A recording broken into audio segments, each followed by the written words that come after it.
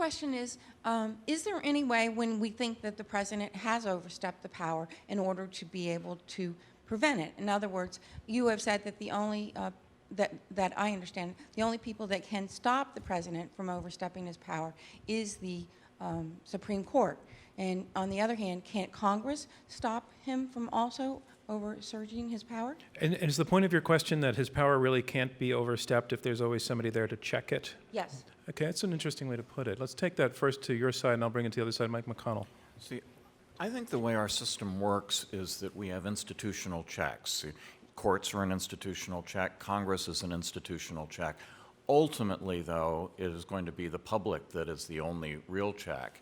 And as long as our members of Congress and our judges do not believe that the American people care about checks and balances, then they are not going to be very motivated to do this. So I think that the public has a very real role, not a direct role, but a powerful, real role in motivating our political system to care again about the way in which our government is structured.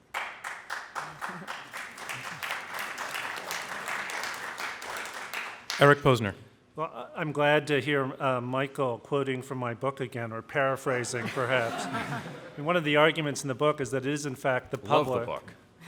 Pardon? The public, the yes, book. good. The public and the press and the party system, to some extent, there are all of these institutions that have arisen which control the president, that make sure that the president doesn't go too far. And then there, of course, there still are real institutional constraints.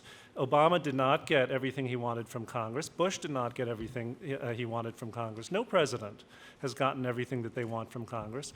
Bush, Obama, previous presidents have frequently found themselves thwarted by the courts, not necessarily the Supreme Court. It could be a lower court as well. So there are a great many constraints on how the president can behave.